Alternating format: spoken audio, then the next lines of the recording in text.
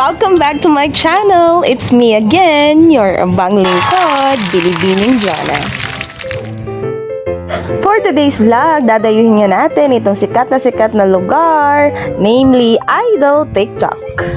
This is located nga pala sa Pampanga. And dahil sikat nga siya, kaya dinayo natin. Take note, free lang to. Super ganda ng lugar. Thankful ako sa may-ari nito. Talagang inopen niya to para sa public. Para ma-enjoy ng public. Thank you po. Sobrang lawak ng lugar, promise. May playground pa nga dito sa may bandang parking area. Tapos may malawak na ilog na pwede kang magbangka. Social, diba? Kaya nga pala free to kasi sabi nila, ito daw yung pa-thank you nung may-ari gawa ng sobrang sumikat talaga siya sa TikTok at sobrang laki ng kinita niya sa TikTok. Singit ko na rin, don't forget to follow me on my TikTok account at My Love Jonna.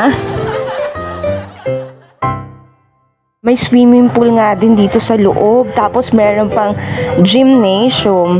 Merong karaoke. May mga upuan. Meron pa nga dito yung sa gitna ng lake. Merong kubo. Mahilig nga din pala yung may-ari nito sa hayop. Kaya kung makikita mo, grabe yan, lalaki ng mga aso.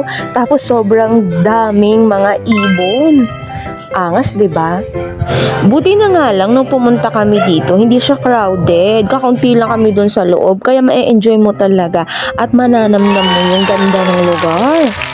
Ayan, kaya naman, 'di ba? Tingnan niyo lola niyo, enjoy na enjoy sa pagbibidyo doon sa mga hayop.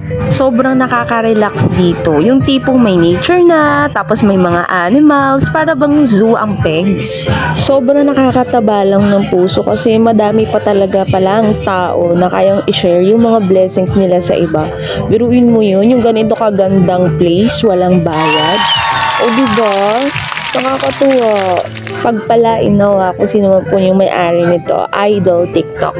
Ito talaga yung buhay na patunay na may mga yumayaman talaga sa social media. Samahan lang talaga dapat ng tiyaga, sipag, at saka dasal. For sure, makakamit din natin yung ating mga goals, diba? Ang tanong, yung sa akin, kailan kaya? Anyway, that will be all for our video today. See you on my next vlog. Peace and let us all spread the love. Bye!